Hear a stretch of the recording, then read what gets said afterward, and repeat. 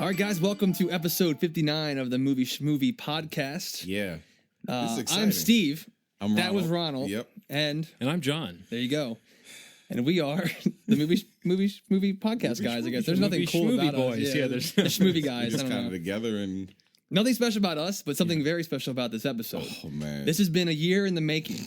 Literally a year in the making. Yeah, it's been. And probably one of the most stressful episodes that we ever discuss and or plan for.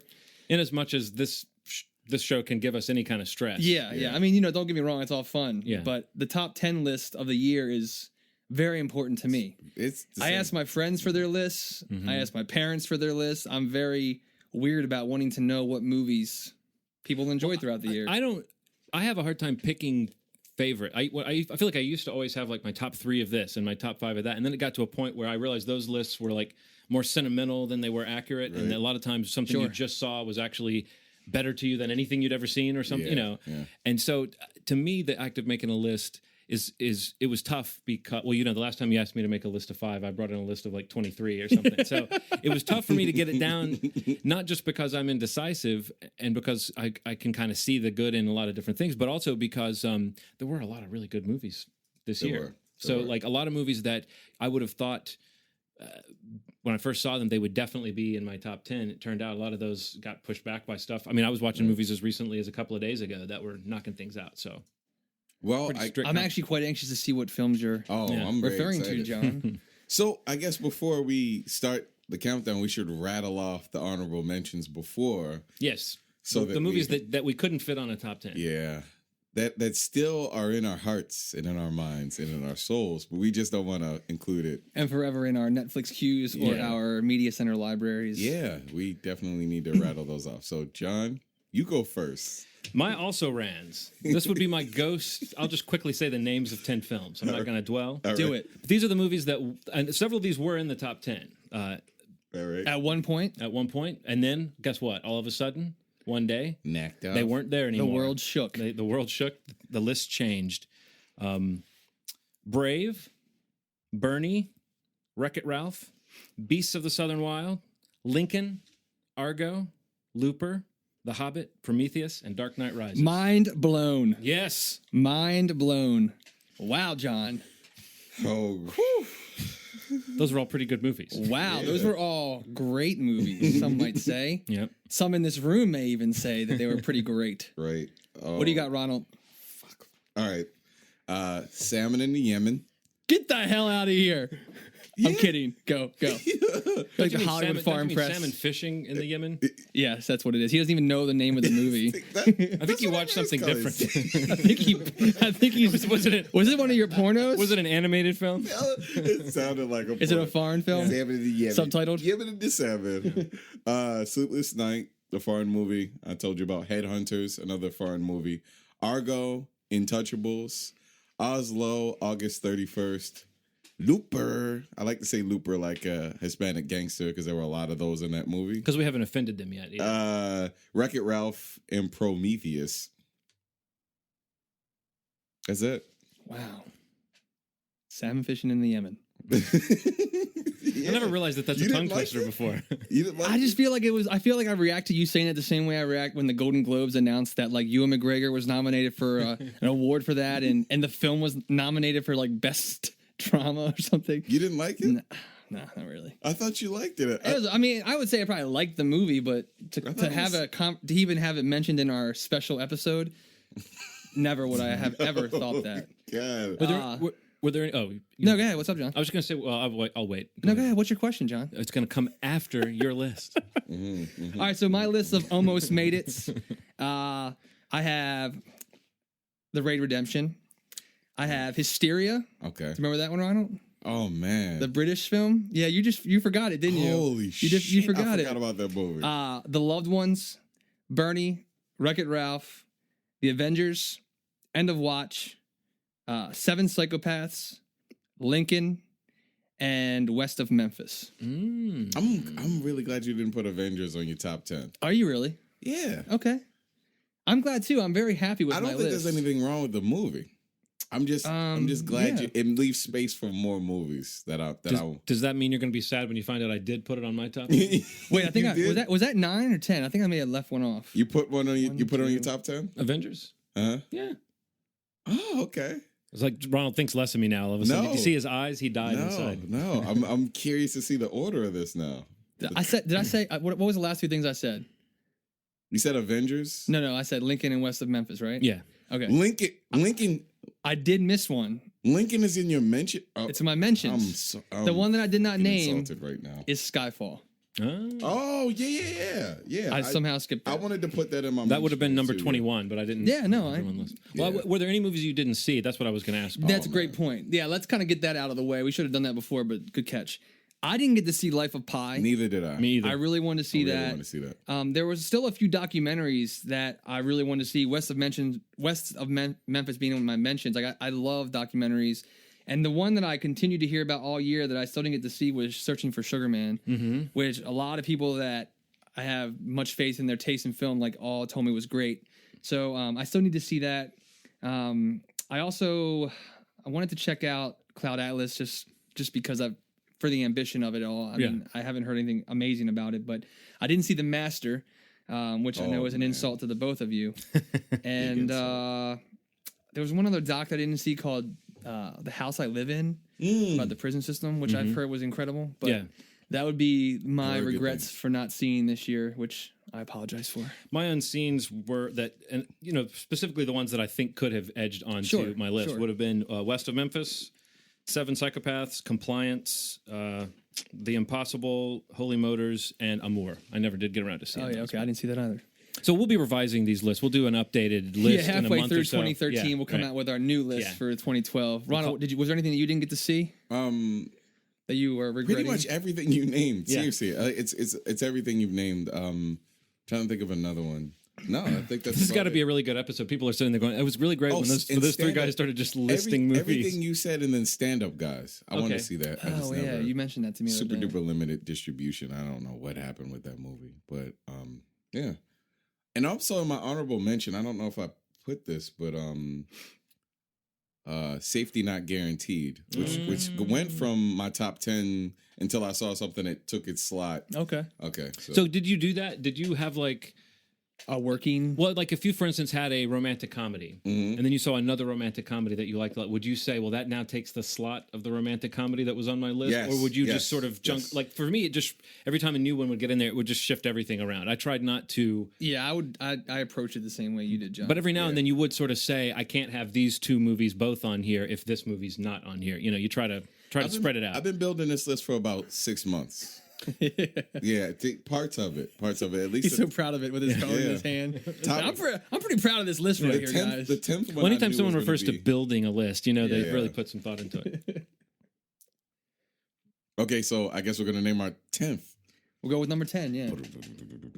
We're gonna go 10. We're gonna each go through our 6 through 10, or are we gonna rotate? What would you? I think we should rotate. Okay, good. Number 10. Go, Ronald. My number 10 is Sound of My Voice.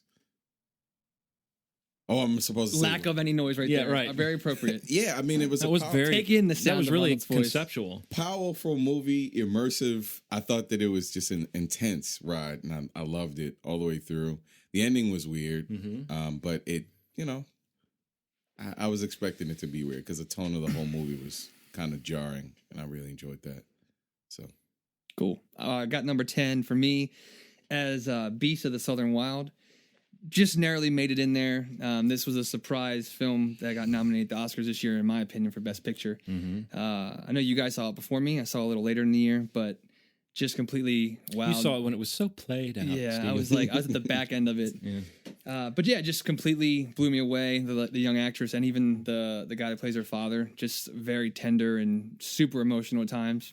Just a great film and a great first feature film by director Ben Zeitlin, and kind of anxious to see what he does next.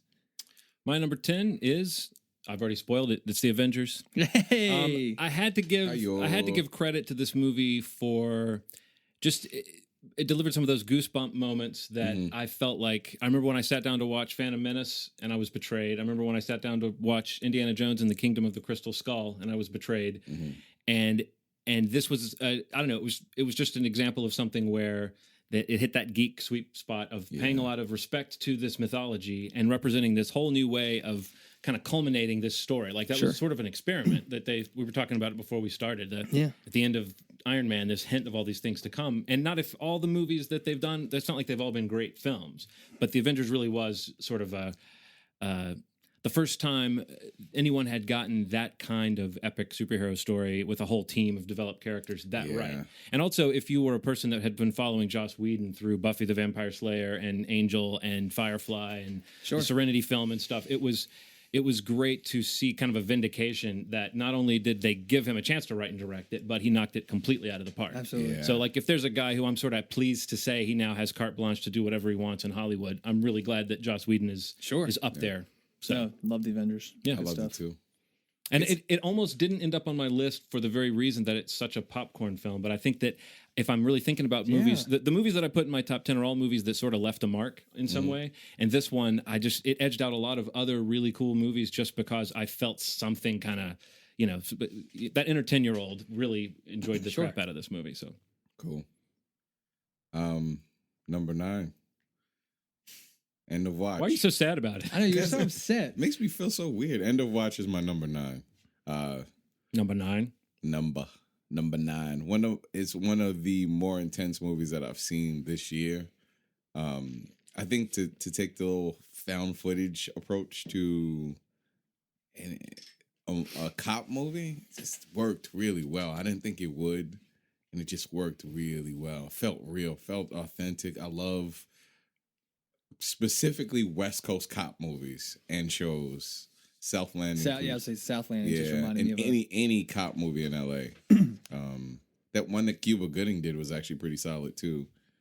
The one that Cuba Gooding did. I know the one you're talking about. Yeah, I forget what it's called. With Eva Longoria. Yeah.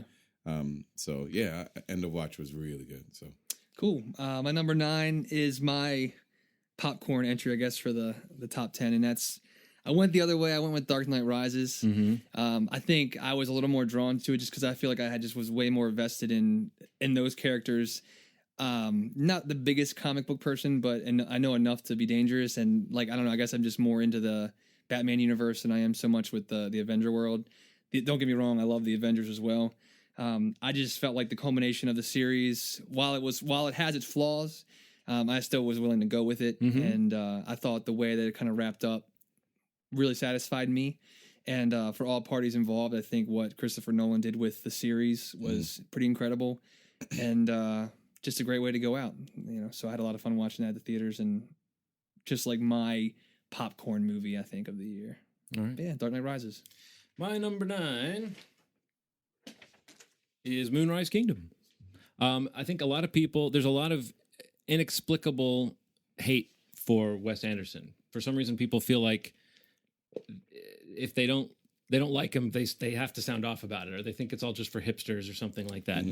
But so I felt there was a lot of backlash against this movie before I ever saw it, and I was sort of thinking, okay, maybe it's not one of his better efforts. But when I went to go see it, it's like there definitely are there's some elements in this movie that are not completely on target, but the elements that connect are so just emotionally resonant. The way that it depicted all these adults that were dealing with all the sadness in their own life and kind of flailing against their own sadness. And meanwhile, in the same houses, the kids are going through their own confusion and kind of trying to make their way in the world. And they show the way like the world of the adults and the kids kind of mirrors each other, but the kids' stories are a little more full of hope, and the adult stories are a little more full of like choices they've made and how everyone has to pay for it. And I thought Bruce Willis was really, really great, really memorable in that. And I thought, it's no big surprise when Bill Murray shows up and manages to wring something out of it. But this character was the Bill Murray character was so sad inside. I don't know. I just thought it was such a melancholy movie that was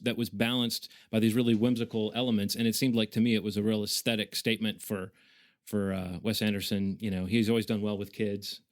I thought the kids were well cast.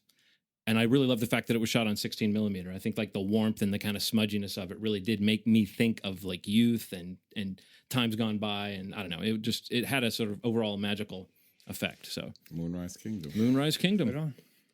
My number 8, Moonrise Kingdom. There you go.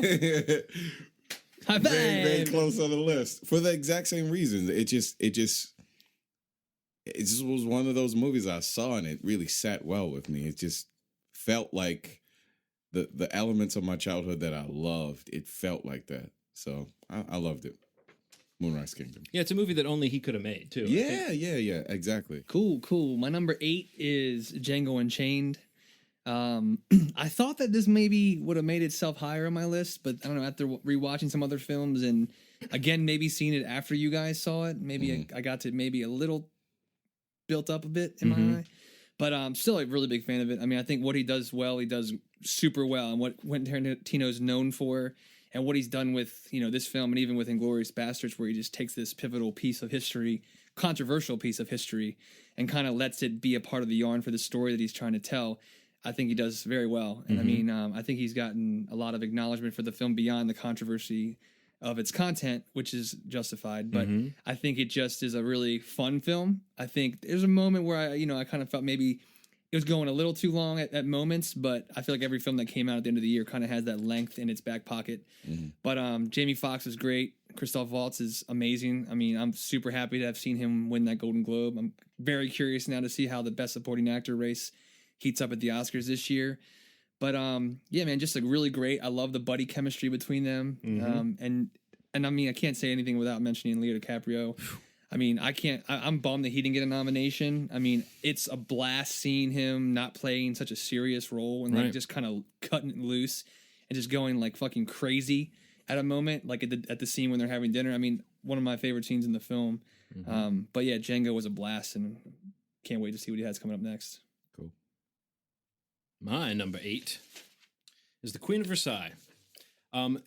This documentary was funny at times and shocking at other times of the excess of this lifestyle that we're seeing unfold.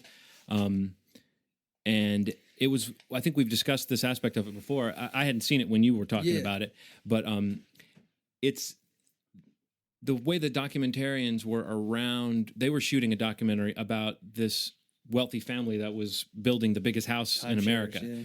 And then that, basically when all the banks failed, and all this theoretical money that this guy was playing with, the way that this guy was constantly working really hard, but every dollar was spent chasing potential future dollars. And so when all this kind of money that was tied up disappeared, you see that all the wealth was completely virtual. And here was a guy who had built this amazing giant life, but really there's no indication that he ever really enjoys his life. Yeah. The kids kind of running wild, forgetting about their pet lizard and it just dies in the aquarium. I mean, there's all these crazy things that are just shocking, and the characters are sort of relatable. I thought the wife was, kind of definitely more likable than the husband, but still in the end, there's a certain amount of like, I know it's a mixture of sympathy and schadenfreude when you watch that story, like seeing them kind of get the comeuppance of this opulent lifestyle, is a little hard to watch, but there is a sort of maybe sick pleasure in the back of your mind at seeing that, okay, well, at least the people at this level were paying for this lifestyle, just like everyone on the bottom when all the banks went belly up. So no, in that sense, I thought it was really fascinating. And I think that it's a movie that people will probably come back to as time goes by, because it is such a picture of a particular time. And I think that what it does is it takes those stories that were in the news. I don't know if you saw that documentary years ago called The Smartest Guys in the Room about the Enron scandal. That was something that did the same thing, something you heard about in the news and kind of understood. And then a documentary comes along and sort of puts a human face on it so that you can actually understand what went down. Great documentary. Number 7, The Master. I feel an overall lack of enthusiasm right now. It seems kind of... I feel like taking all these movies that I've seen and then reducing my favorites to a 10 just makes me want to take a double down shit. Just a big old steamy wet. You know what? We can take a break. No, fine. Do you need the bathroom right behind you? It fucking makes me nervous. Okay, so The Master. I chose that because Philip Seymour Hoffman and Joaquin Phoenix. Yeah, very intense exchanges. Come back to us, Ronald. Right. So the reason why this didn't get higher than that was because of just how intense it was and how uncomfortable the whole movie was. I don't know if it warrants making it that high up, just because of I didn't have a second to enjoy it as much as I wanted to, just because it was a real. It was supposed to be like that. It just felt very like, oh, this is like Revolutionary Road. Just the way that was. It's just like an hour and a half of intense argument. Yeah.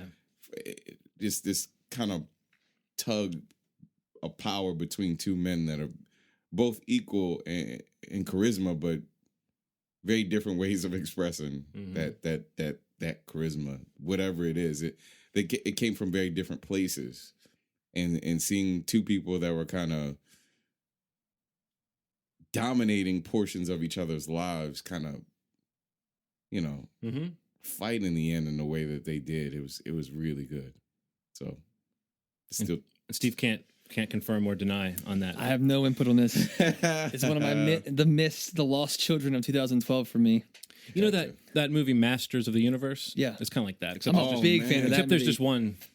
There's small difference. The Dolph Lundgren's not in it. Yeah, is that what it is? Dolph Lundgren ups the ante of every movie. Let me tell you what. What? I'll tell you what, boy. I'm sure that's not true about Dolph Lundgren. Speak for yourself, John. All right, well, I'd have to see a list of his films to be sure. But you obviously haven't seen The Expendables. You're right. 1 and 2. He's in both of them. Stop right there. I haven't seen either one. All right, my number 7 is I wouldn't say a wild card, but a lot of people, oddly enough, when I talk about this film, haven't seen it yet. It's because it's the movie that comes out earlier in the year that most people forget about, and this is Joe Carnahan's The Grey, which I am an absolute in love with. Liam Neeson's in the film. Dermot Mulroney, Dallas Roberts. I believe it's Dermot Mulroney. Dermot Mulroney. Yeah. Okay. Sounds like a made up name though. So just call him. I'll go with it. Just call him DM. But yeah, just call him Dylan McDermott. Dylan McDermott. I think they're the same person actually. But yeah, The Grey. I don't know. I guess where I would start was just saying that it just feels like such a Jack London tale to me. You know, man versus nature, man versus self, man versus man. It's just so many elements working in this film, and I think it's probably one of the grossly mismarketed films of the year. I just, there's so much symbolism in the film. There's so much more to it than a Liam Neeson action movie. Everybody refers to the trailer where like he's about to fight a wolf with like glass on his knuckles, which is again the problem with the marketing in the film. Just so many scenes in the movie just resonated with me so deeply beyond just like there's a brutal plane crash scene in the film that is just completely shocking. And as being petrified of planes to begin with, basically ruined me for a short time following that for a trip to Florida I had to go to. But yeah, just so many scenes in the film that worked well. Basically it's about Liam Neeson's character. He's working on this, I guess like some site up in, I don't even know. I guess is it in Alaska or something? I got Alaska, but maybe it was. That's what I was thinking. And on the way to fly home is when this plane crash happens, and it's this tale of survival, and it becomes a tale of elemental things, and it's just an absolutely incredible film. I can't recommend it enough, and unfortunately, it falls in that category where it came out so early in the year. I have seen it popping up on a few top 10 lists, which I am very happy to see. But unfortunately, it didn't really get the attention I think it deserves. Right. And, if anything, it's on Netflix.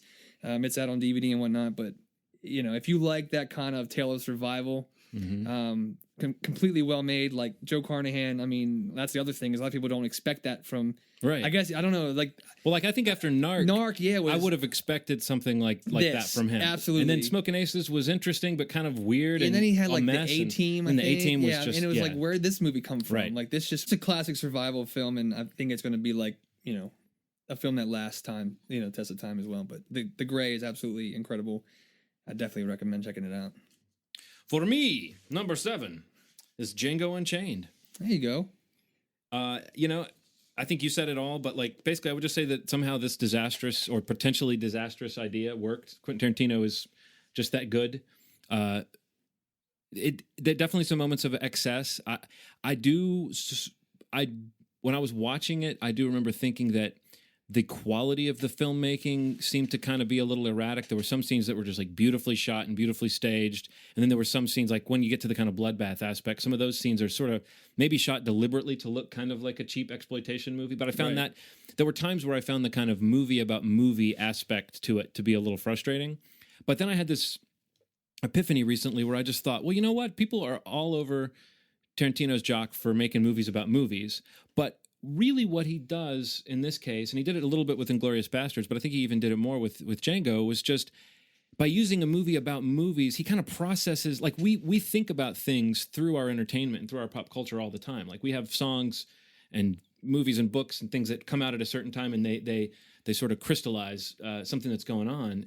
And I think that you can't really ding him for making movies about movies when there's enough to say about the way we depict the South in movies. Absolutely. And the way that like the Southern gentleman is depicted in movies and slavery is depicted in movies. So even if he's just commenting on how those things are depicted in movies, that is our culture. That is how we pass down a lot of these ideas. So I think it's maybe a bolder statement and a more intelligent statement than people want to give it credit for. But, as usual with Tarantino, it comes down to great dialogue, great characters. Samuel L. Jackson and DiCaprio, I think, are career best in this movie. And also, I don't want to, this is a little bit of a spoiler, but I don't think it gives away too much. The horse tricks at the end delighted me so much deep in my heart. That to me felt like one of those beats that you just know Tarantino saw some weird old spaghetti Western where the guy at the end did some horse tricks. Because that was out of nowhere. But it was a perfect example of like the way that, in the midst of all this awful blood and guts, that Tarantino still can just make you laugh and make you. And in this case too, I think there was, as we discussed before, there was a real sweetness to the sort of central romance in the film that I think Jamie Foxx is a little underrated in this role. He's not expected to do a whole lot, but those scenes where he's just kind of quietly observing what's going on around him, I think I think there's a certain kind of actor who can hold your attention by just observing, and I thought he did a great job in that. So Django, Django. My number 6 is Celeste and Jesse Forever. Wow, I just saw that today. What did you think Random. about it? I liked it. Okay, so the reason why I chose this is because now that Steve's validated you, you're good to go. He seems to be relaxing a little bit. Yeah, buddy, just let those shoulders fall. I like the idea of actors taking on writing roles and actually making it a good film, an honest film. That was Rashida Jones's script, right? Yeah, and it just felt very real. Like I think that's one thing that's missing with a lot of romantic comedies and dramedies and stuff like that is just a total lack of honesty. And this had a lot of honesty. It didn't have the resolutions for a lot of the problems that they had weren't typical. So I felt good about seeing it. I was like, this isn't normally what I see. So it kind of went high on my list because of that. So Celeste and Jesse. Right on. And the acting too, like Andy Samberg, Rashida Jones, so good at that relationship. They had a lot of chemistry on screen, so it was nice to see. So, do you think in terms of the year, it kind of balanced out? That's my boy for Samberg. Oh man, that was this year, right? He was also and the other Sandler, the animated, the hotel, whatever it was called. What the Hotel Transylvania? I couldn't sit through that. So I was like, I liked it. It's actually my number 2. That was 90 minutes in an air-conditioned room. And Henry was quiet, I should have just brought like a pillow. And oh, man, that movie looked horrific. But yeah, I guess it did kind of balance it out. All right, and my number 6 is going to be Rian Johnson's Looper. I think this is a film that really focuses on a balance between brain power and like the heart and soul of a film. Mm-hmm. I think it's a movie that explores a lot of themes about like regrets and redemption and love and loss, and isn't really shying away from slowing down the pace of like what is, I guess most would think is like a sci-fi action movie, to really kind of sit down and let it be a drama at times, about family and about self, and while still for the most part making a lot of sense. Mm-hmm. Like one of the best things about the film, in my opinion, is that there's an actual line in the movie where it's just like, I think Jeff Daniels' character just says, don't ask why, mm-hmm. You just kind of go with it. And I mean, I think that represents the film. Like you can find logic in the film if you just kind of go with it, and you can kind of see this time travel future world that Rian Johnson's created, and it makes sense, Bless you, Ronald. Real life just happened while Steve was talking. And there's always going to be like these discussions of like loopholes and like where is the plot hole and this and that, whatever. But I think for the most part in the past 5-10 years, it's probably one of the better sci-fi films that I've seen. And I think it like I said before, it's like a nice mix of like a Western and like almost like a gangster film and a family film. There's a lot of cool shit going on, and it's more about the who than the why throughout the whole movie, which is, I think, something that a lot of people don't do. They focus more on the motivation as opposed to the person, him or herself. Yeah. And Joseph Gordon-Levitt, while I didn't like the makeup, which I know we've had discussions on, and there are people who will talk about the amazing makeup in that movie. That's so subjective, I watched an interview with him saying like how at one point they were going to use like a CG, like they were using CG to make him look more like Bruce Willis, and he was like, no, I have a better idea. Let me get the guy that did my makeup on G.I. Joe. He should have said, no, I have an idea that's not terrible. So like but imagine if his face had been. It would be horrible. Like the CG would have It'd be awful. horrible, but I don't think making a plea to use the makeup artist from G.I. Joe is a good good approach really either. good. But I guess Ryan that Johnson guy's a real thought it American was, hero, Steve. and he went with that. But I don't know. Everything pretty much worked for me. I mean, the scene when the kid, you first really see what the kid, what powers the kid has, I thought was incredible. Like the lack of sound in that moment was really effective. Cool. Just really focusing on the scene with Garrett Dillahunt out at the that scene was incredible. Just really creeped me out and really kind of put perspective into the movie for me. Just a huge fan of the film, and I think Ryan Johnson is going to be a voice in the film world to be heard for a long time. It's just a matter of when it breaks wide. I think I read somewhere that Shane Carruth, the guy who directed Primer, however you're supposed to say it, and it's got upstream color coming out, that he consulted on the time travel mechanics of Looper. And I thought that was kind of cool because that's one thing that Primer did. I'm just going to alternate how I say it every time. One of the things it did really well was try to make it like the timeline of the way the time travel worked plausible. And I thought that was one thing that Looper did that was kind of cool was it sort of dealt with the consequences of this technology existing, but it didn't spend a lot of time. It's not like they were going back to kill Hitler or anything like that. It was as though it was a technology that they were actually trying to control. I thought that was, you're right. It was smart sci-fi, and it was great to see an original script that wasn't based on a comic or based on complete an bullshit that didn't movie. get an Oscar nomination. It's I can't very believe weird. that shit. But I also like that, the shifts in how you felt about the characters. Like one moment somebody would be really, really like a hero, and then do something fucked up. I love that. Wow, what is? That's like the gangster element to it. Like sometimes the bad guys are the good guys, or vice versa at certain points in the movie. Yeah, and you don't really know. You don't really know who you want to root for anymore because you see a certain person's motivation or whatever. Like, and I don't know. Perspective was really quick on the movie, and it's a huge fan of Looper. Number 6 for me is the controversial. We talked about it just last week. Zero Dark 30. I think that it looks like this movie got snubbed. I don't really care about the awards that much. I mean, so often the movies I've been in love with have not been the ones that get awards. Sure. But I do think when you're in this season and you see a movie coming that everybody it was like pre-existing buzz on Zero Dark 30 was as though it was a lock for, an Oscar nomination. It just seems a strange slap in the face to a film that I thought was so much of the achievement had to do with the direction and the way that it was put together. And I think that it's safe to say at this point that this movie's been widely misunderstood. I think that there's a lot of controversy over the supposed glorification of torture in it. I have heard some pretty compelling justifications for why some people say it's irresponsible of the movie to show torture at all and not denounce it. That seems to be the point of view that a lot of people have, that just showing torture in a non-judgmental light is incorrect because we know that it doesn't work. I mean, most smart people say that torture really does not work that well. We don't really get that much valuable information with torture. But I think that sort of doesn't trust the audience enough to come up with their own idea. Like, I think that, in fact, Bigelow she just had like an op-ed piece in the New York Times, I think, or maybe we can link to it on the site. But she just wrote basically kind of an explanation saying that she doesn't understand why people are thinking that she passed judgment on anything, that her whole goal with this movie was to just sort of show what happened and depict it. And there's always going to be scandal about whether a story that's supposedly true about something ripped from the headlines, whether it's really true. But I think it's really strange that there's this weird sort of backlash, and there's a lot of people who seem to be piling on the movie for political reasons. And if that's the reason why she didn't get nominated for an Oscar, I think that's really kind of shitty and out of scale with what I consider to be the immense quality of the work. And I also think the even though no movie can be truly objective, I think the attempt at objectivity in that story, it didn't have to be. It was one of those things I noticed when I was watching it, though, and it's strange to me that other people are thinking that. Like, I've heard people describe it as rah patriotic. I just didn't get that at all. I didn't get that either. And I don't think of it as like a propaganda film for the.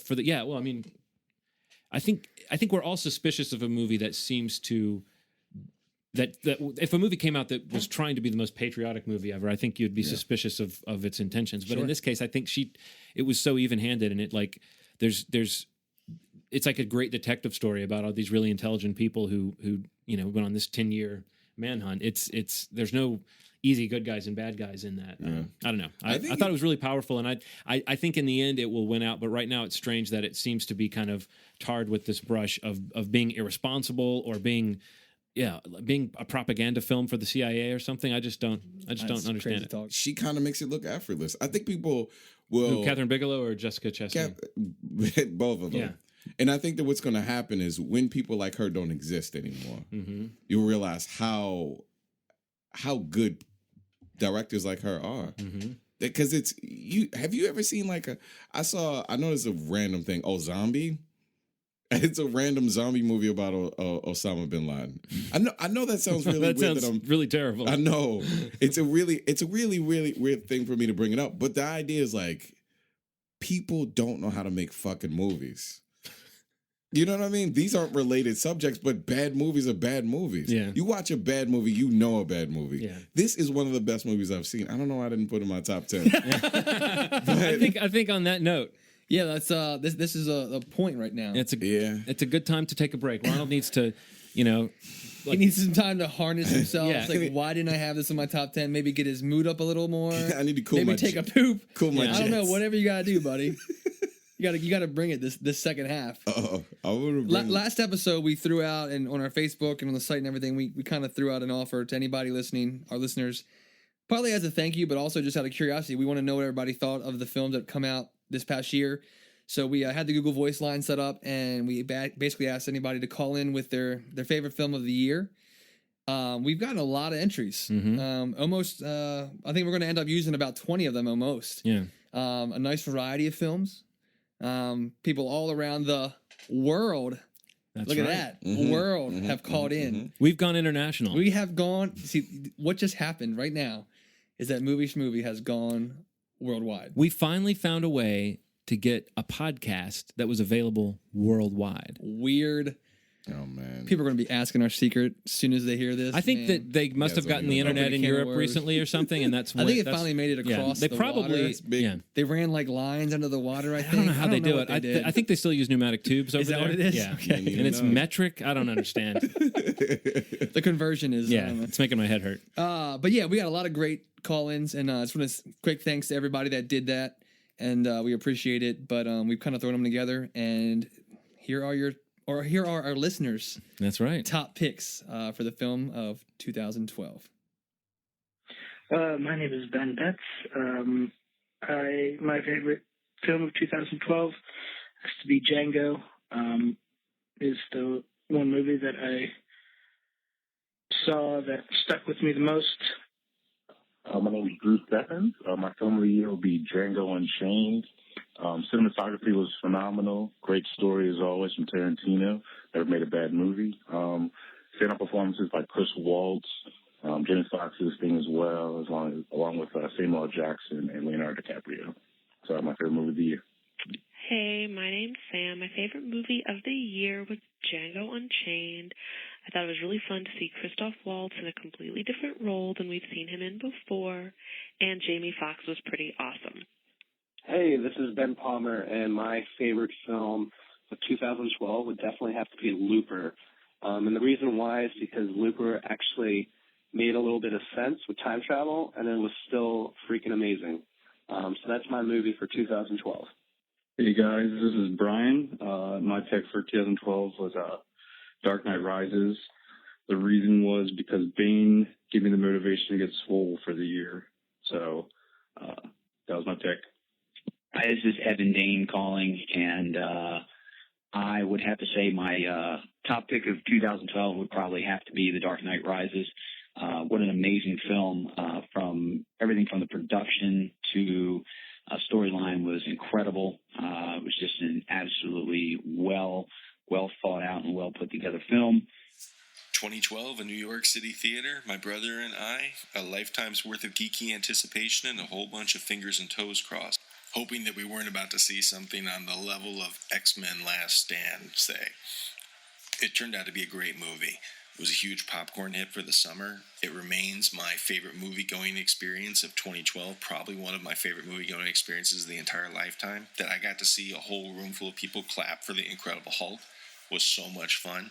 Thank you, Marvel Studios, for pulling it off. And thank you, Movie Schmovie, for keeping me entertained every single week. A special shout out to Steve Reeder, who screwed me up 4 times while I was doing this. This is Jason Conti, Movie Schmovie #1 fan and arch enemy, signing off. Yo, this is David Henry Dalton II, a.k.a. DB2, a.k.a. 6th Ward Henry, a.k.a. David Dumaine. But nah, my favorite movie of the year is probably Les Miserables, just because I forgot that it was a musical when I first went in it, and I really wanted to see Django, and I was upset for like the first couple of minutes, but then I really got into it. Hi, my name is Devin, and my favorite movie of 2012 was End of Watch with Jake Gyllenhaal. It wasn't the biggest hit, but it did come in #1, and I think I was just more moved by this than any other movie this year. I really liked the buddy cop dynamic, but also the gritty and realistic way it was shot. It also reminds me of the lovely neighborhoods I live in out here in Los Angeles. Thanks, guys. Hey, Steve and Ronald, it's your boy Dak, and my movie of 2012 has to be Silver Linings Playbook. It's the best rom-com I've seen in probably the last 5-10 years. The cast and just the way the story went down, it's just such a moving movie. I rooted for those characters the whole way through. Again, great flick. Suggested to everyone. Talk to you later. Hey, Movie Schmovie. It's David Riddick. My favorite movie of 2012, I guess, would have to be Silver Linings Playbook. I thought it was a great all-around movie and had a lot of funny parts. And Robert De Niro, Bradley Cooper, and Jennifer Lawrence, I just thought played their parts great, and that was a really good movie. All right. Well, have a great podcast, and talk to you guys later. Hey, guys. It's Erin. My favorite movie of 2012 is Silver Linings Playbook. My favorite parts of the movie were This Is Not a Date at the diner and the dance scene at the end. I laughed, I cried, and I even cheered for the Philadelphia Eagles for the first time. For all these reasons, Silver Linings is an A in my book. Hi, everyone at Movie Schmovie. This is Leah. I would have to say my favorite movie of the year would be Silver Linings Playbook. And aside from the acting, which was pretty phenomenal, I love the storyline. I love the fact that you can see two people who are really struggling find love in such a different way than we see it in every other movie that we see throughout the year. And I just, something about it, just a feel-good movie. It makes you feel great inside. So that would be why I love Silver Linings Playbook. Bye. Hi there, this is John from England, and my favourite movie of the year was The Hobbit, basically because I love anything to do with Lord of the Rings. Hopefully I haven't left the school too late. So, bye-bye. Hello, this is Wendy Montalegre. Let's see, my husband and I saw all the nominated films this year, so for 2012, I personally think that the winning film should be Lincoln. I thought Daniel Day-Lewis sort of captured something about a very enigmatic historical figure. I liked that, and I kind of like it when humanitarians are celebrated too.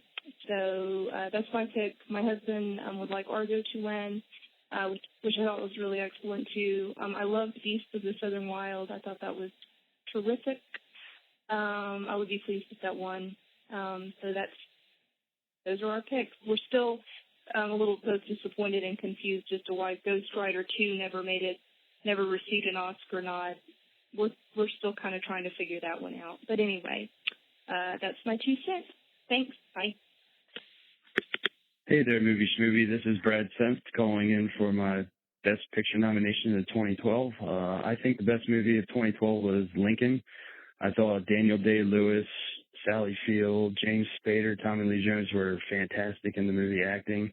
I thought Steven Spielberg did an excellent job directing it.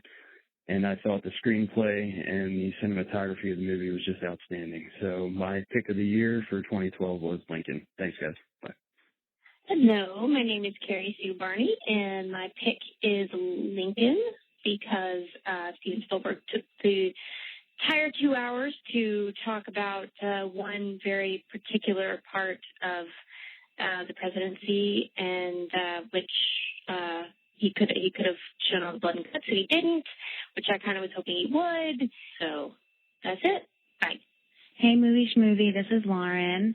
My pick for this year was Savages, and simply because it was the most fun I had at the theater all year, kept me interested the whole time, and just thought it was a good time. So that's my pick. Thanks a lot. Yes, hi. This is Patrick Anderson. My favorite pick, I would say, for 2012, if you guys are taking them, it would be The Raid. I'll keep it nice and short. I honestly haven't seen an action flick in the theaters like this one in probably many years. Got an old feel of an old favorite of mine, which is Assault on Precinct 13, John Carpenter's Assault on Precinct 13. Again, I just thought it was very suspenseful, and the way it was shot, and just thought it was done extremely well. Fights were done extremely well. That would be my vote. Thanks, and it's a great idea what you guys are doing. Keep it up. Bye. Wow. Those were some good picks, guys. Wasn't that an amazing segment? So much variety. Some of you guys had good picks, and some of you guys fucking suck. Seriously, don't ever contribute again. Some of you. He speaks for only himself. And Yeah, I'm not really sure what Ronald's game is. I was just thinking. I appreciate all of your input. I was just thinking this went so well, we should do this again more often. Oh, yeah. Okay. Yeah, Ronald. All right. It's that positivity thing. I don't think that Ronald I think he took a turn for the worse during the break. It felt like it did. All right, man. Well, tell me. What was your number 5 film, Ronald? Shock your fucking drawers off your pants. Wait. What? I didn't see that film. Superman wears his drawers outside his pants. Right? You could shock his drawers off his pants. I think he did that by accident once and then just had to stick with it because someone got a Gotta go picture. with it. Like, asshole, your drawers are outside. It's like, I'm going with it. I like this. I think I'm going to be like this forever. The number 5 is... Think something. A comic book movie written and directed by Christopher Nolan. There you go. The Dark Knight. The reason why I chose Rises. Rises. Yeah. Oh, yeah. Rises. Ronald's still hung up on Dark Knight. Right. The reason why I chose Heath Ledger this was movie- great, Ronald. You're right. Yeah. The reason I chose this movie is because... That's it. It's because. Yep. The end. That's all you need to know. Take that. But yeah, Dark Knight, number 5. Did you actually give us a because, or are you cool No, with just I'm leaving really that blank? legitimately not going to give it because I think you know the deal.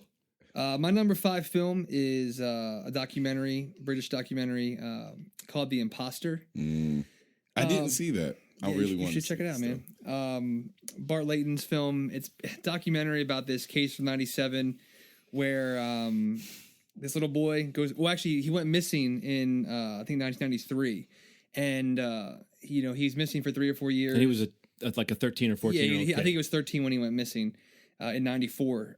Nicholas Barclay, and in 1997, the police. I think it was in Spain. Call the family, this boy, and say basically that somebody's turned themselves in, or they found this person who's claiming to be your son, or your brother, this figure. And this is basically the story of the family going over there.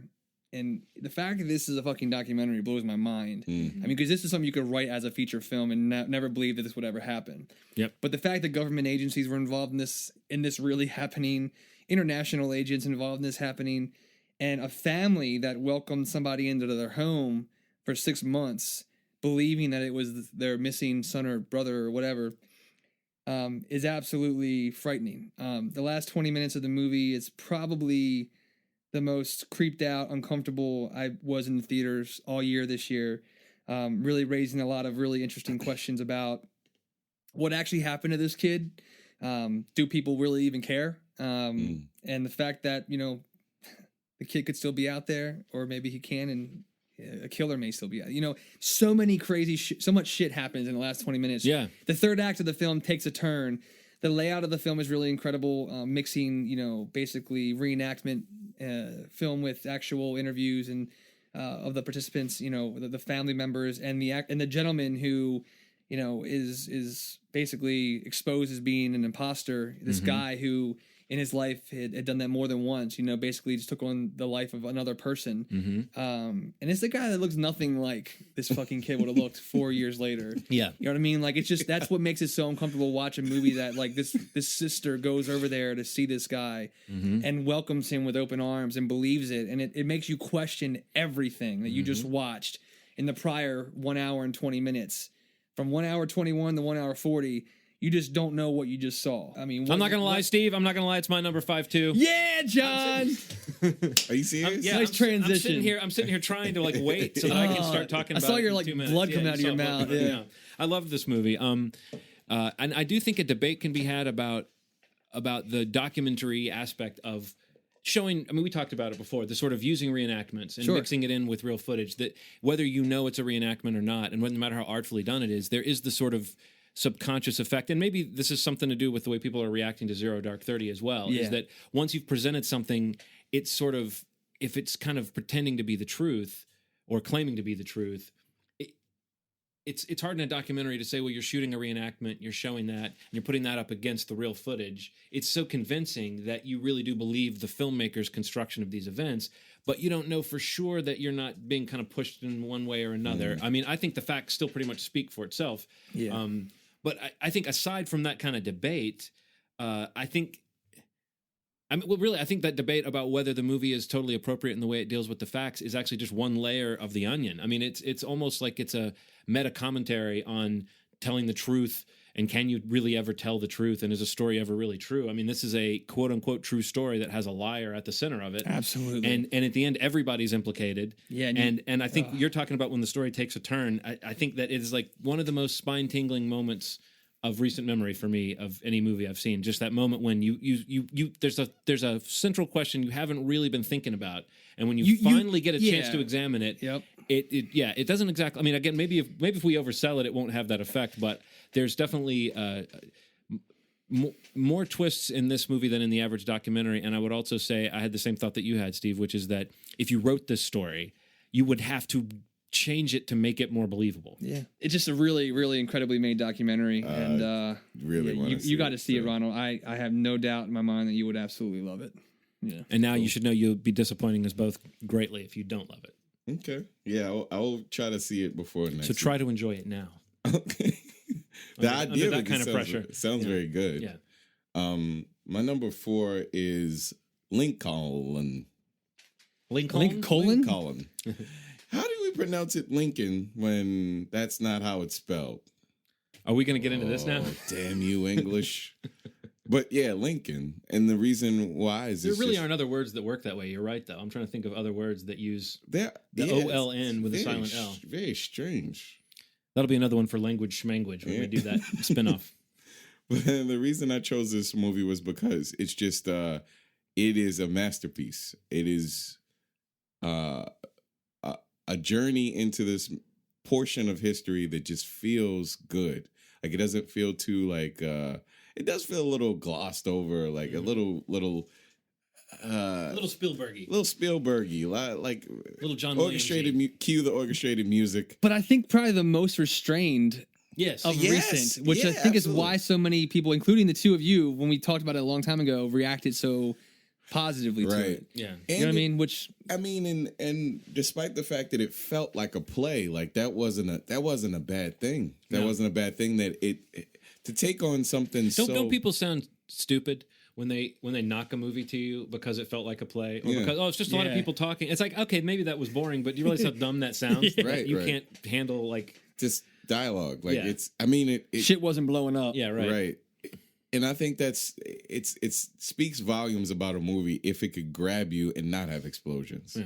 And the debate is just something political and moral and just seeing it kind of, the ideas kind of tumble between these people and deciding these big things, these big ideas, and seeing a man that could see way ahead of these people to see the impact that this would have is an incredible thing. And whether it's like super accurate or not accurate at all, it made it seem like he was a conflicted man. Like, it didn't seem like he was just like, I'll go to free slaves because I'm the best person ever. It didn't seem like that. You should play Lincoln. Yeah, we need to get you in a revival. I will. I just need that wonderful facial hair, by the way.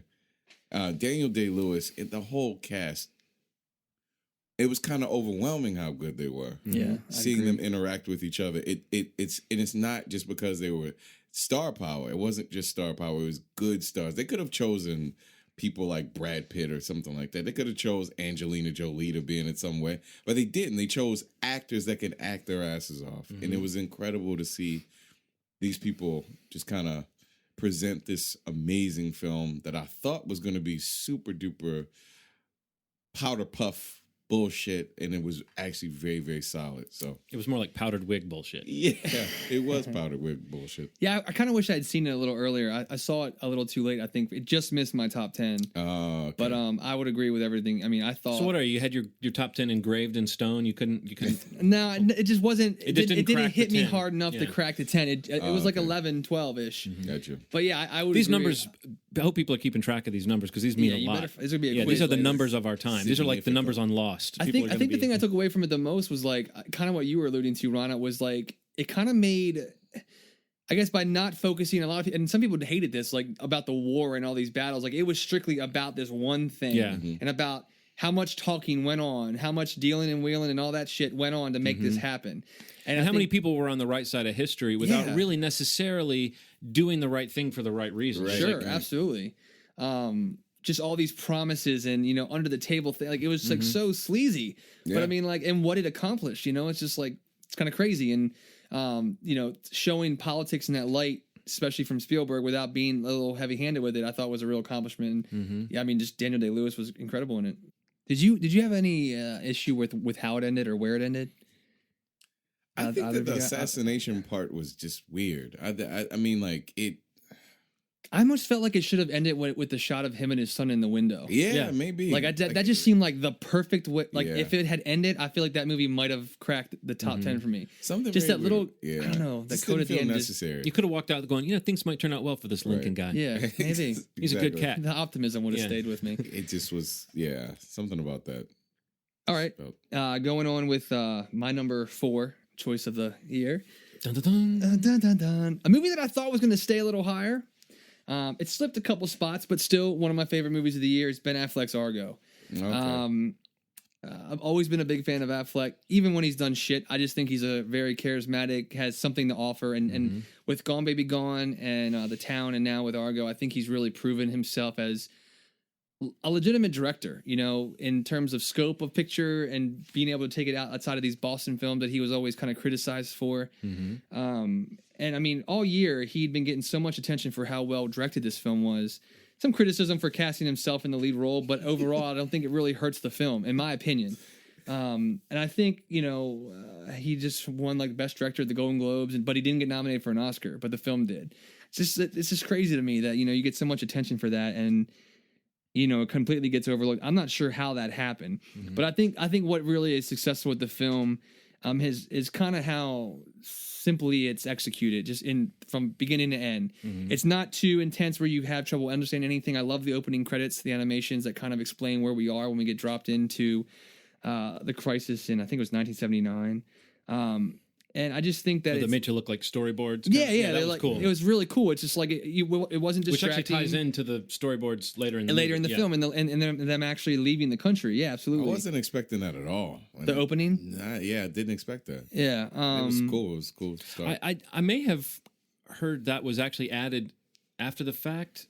Not sure. That because they wanted to round out. I mean, that opening does depict sort of the U.S.'s fault in the whole situation. Yeah. And I would say maybe you need that because the rest of the movie almost treats the crisis as just treats I mean, it's as though I don't know if you saw the movie Assault on Precinct 13, where there's these gangs that are descending on a police precinct, but they're almost like faceless monsters out there just trying to crash in. I think that the movie skirts with depicting the Iranians in that light. And I think that without that opening, you might only have seen them in a kind of villainous light. That's maybe the only beat that movie missed for me, was not really making me understand.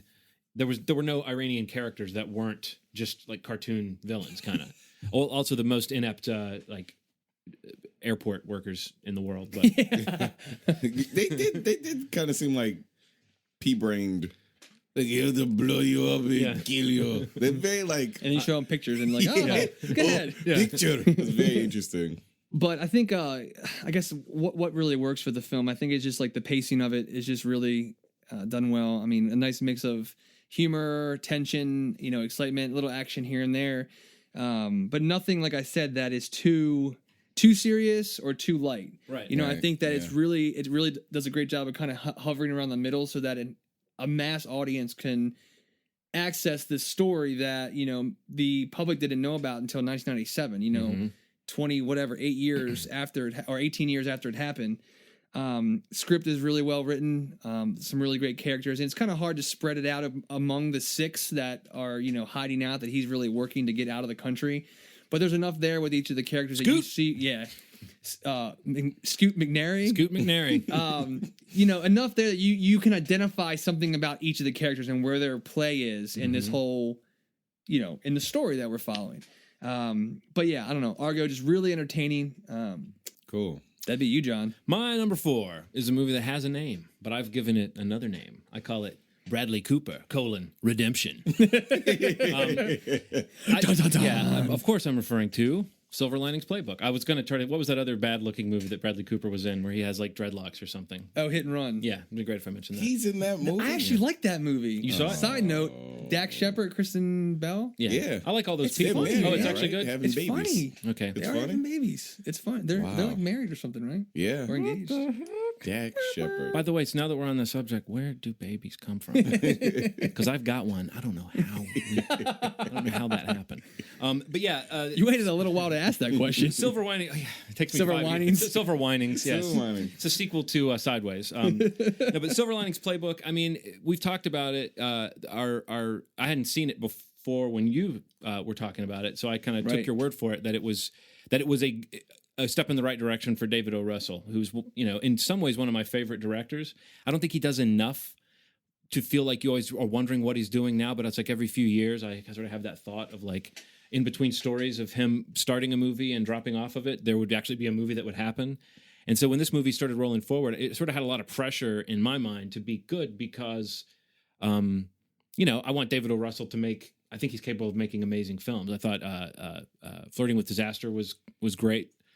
Three Kings is really solid. I think Steve agrees. I think you do too, Ronald. I Heart Huckabees, I think, is a really underrated movie. One of my favorite movies. I think this movie does a lot of similar things. I did not see. Was it The Fighter? Was that the name of it? Yeah, I didn't see The Fighter.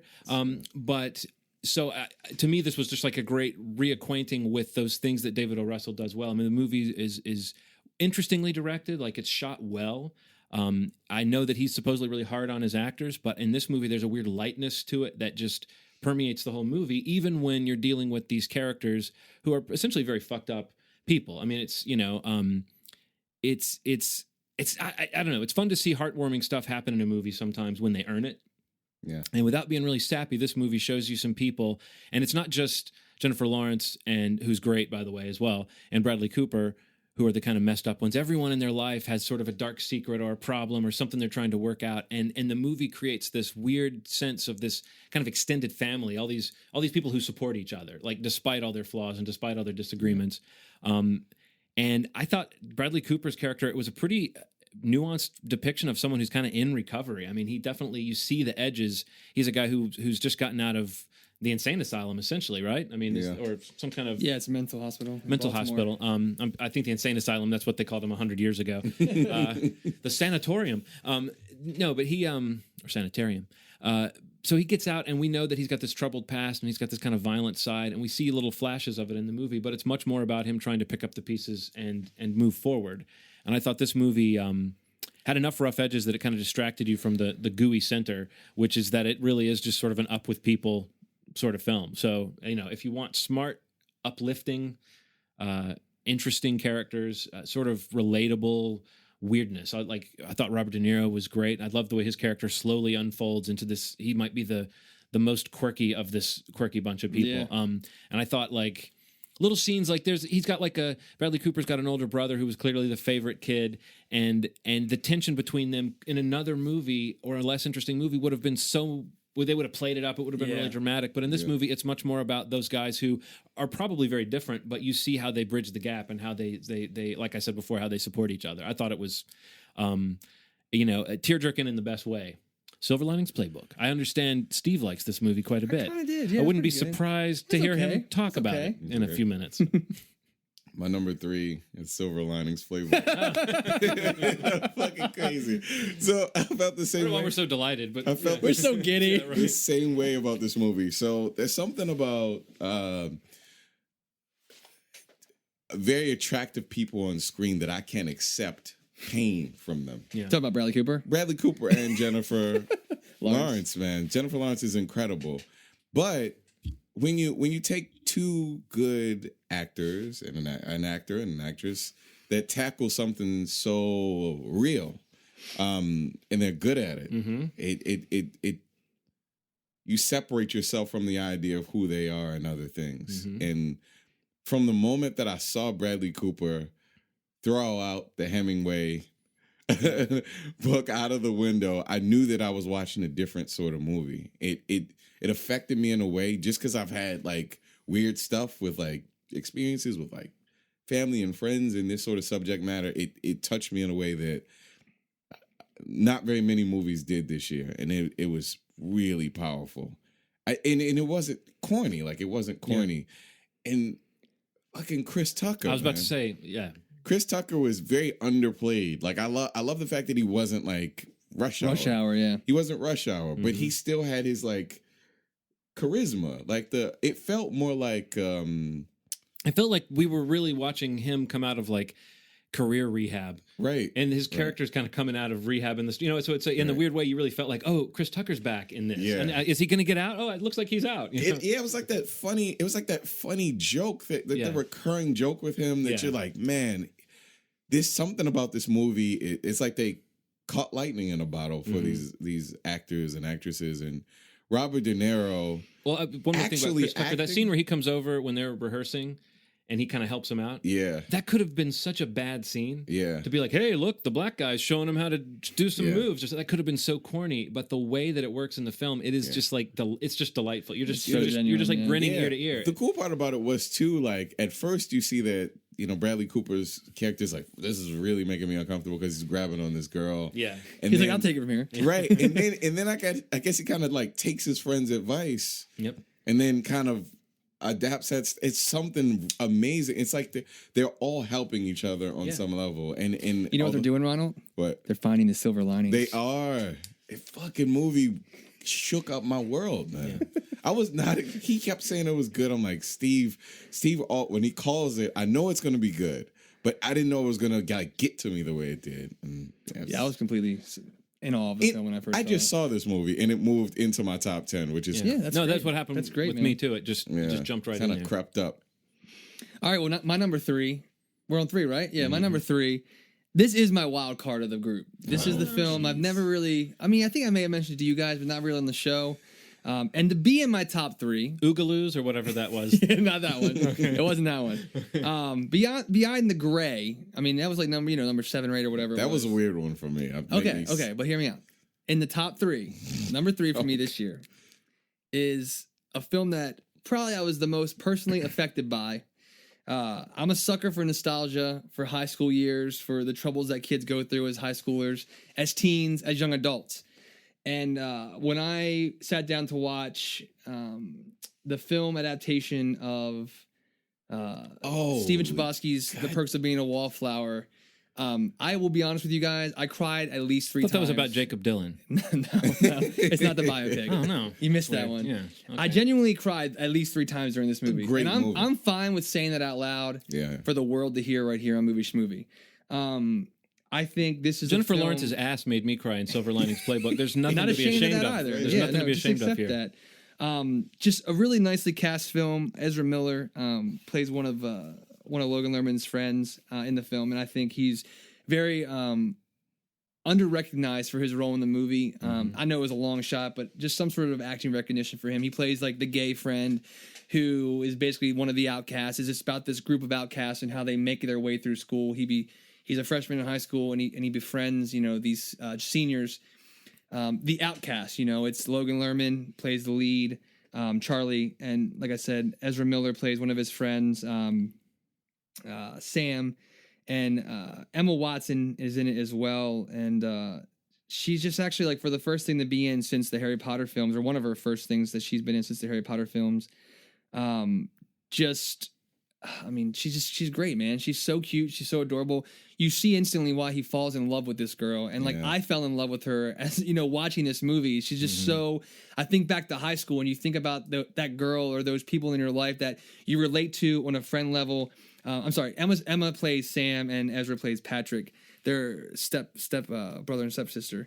But you know, there's people that you can relate to back in high school, you know, those really close friends that got you through so many hard times. And I mean, they are genuinely the kids that exist on the fringe, you know, of high school social classes or whatever it might be.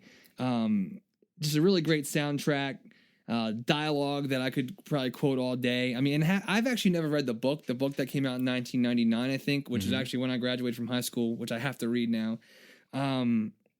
You know, just an amazing film. A lot of dark undercurrents, which I think were really well handled. I mean, there's some really heavy shit going on in this movie. You know, like if you're really doing a story about like teenagers and kids, to not touch on the darkness is going to make it seem really false to the kids that it's about. You know what I mean? You're absolutely right. Yeah, and I mean, I think that it handles it really delicately because a lot of the dark things are caused by adults in these kids' lives, which really fucking sucks. And you know, it's a reality. It's still, you know, things like this happens still. But the thing that really gets me about the movies is, like I said, that these kids are like, they're, you know, it's the gay guy, it's the school slut. The guy Charlie is, you know, he's had like a mental break at a point because he comes into this school having lost one of his best friends, and you know, he's like the basket case. But when they're together, they're just on fire. You know, they just are the most important people in the world, and they just make each other so much better as people.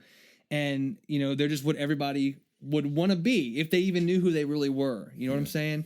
But because they're not the popular kid, they're not the jocks, you know, they're not the cheerleaders or whatever it might be, no one really ever gets to see them for who they really are, you know. So they're wallflowers, but there are perks to this situation. I think that's what we're trying to learn from this film, John. What you can get out of this from being a wallflower. But the writer of the novel, Stephen, he actually adapted the screenplay and directed the film as well. And I guess it was something that was going on for a long time, and a lot of studio development hell, like trying to say don't direct your own book or things like that. But I think the final product was incredible.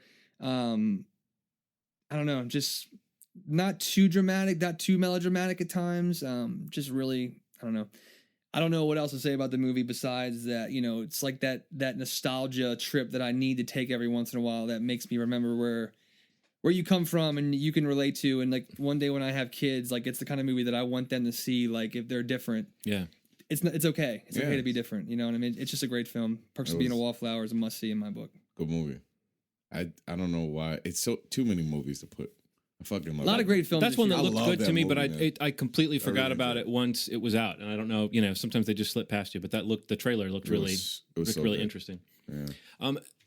I'll say a little something about my top three before I give you my number three, which is that my top three are all sort of like tied for number one. It's more like I have a 7, and then I've got 3 that at any one moment might have been number 1. Okay. So my number 3, but really my one of my three-way splits for 1/3 of number 1 was a movie we talked a lot about. Ronald talked about it. Then I got to talk a little bit about it. It's The Raid Redemption. It's a fantastic action film. Yes. I don't think there's anything. I mean, to me, I think if all martial arts movies paid this much attention to plot and acting and production design and character, I would be a bigger fan of the genre. A whole new world. It was the first time that I really saw something that, to me, really merged all those elements and used, you know, very specific styles of fighting to get the story across. I mean, this to me is sort of like, not just because of the plot similarities, but this to me is sort of the Attack the Block of this year, which is the movie that I would unhesitatingly recommend to anybody I know that loves movies. I would say check out The Raid Redemption. I think the sequel is supposed to pick up 12 hours after. Well, the ending is definitely a kind of this isn't over type of ending. So yeah. Now, what you said about what would turn you on to films like this, Ronald's always talking about these kinds of films, with these amazing fight scenes, and that's all I've ever heard you say about movies like. Oh yeah, I mean, I was skeptical You know what I mean? when he talked about it. He was not the first person I heard talk about it, but hearing him talk about it, I was like, that sounds cool, but it doesn't sound like it's for me. Right. Well, that's what's always kind of pushed me away from some of these films, like Ong Bak and a lot of these other ones that you've mentioned. Is that the fighting? It'll impress me for a bit, and then I become numb to it because I don't really get anything else from it. The Raid Redemption is absolutely the exception to the rule, and hopefully it becomes the rule because movies like this, if they existed, the action genre would be revitalized like it's been waiting to be for a long time. Yeah. Fucking kick-ass movie, beat you to the ground, and then you just can't help but want more. And it's just that final boss fight with what's his name, Mad Dog or whatever. Oh, Mad Dog, fucking amazing. Mad Dog is the best. The gentleman fighter. He makes sure you've got a nice spot, like the lighting. Rest in peace, Mad Dog. So incredible. Yeah. So incredible. No, there's so many ways to die.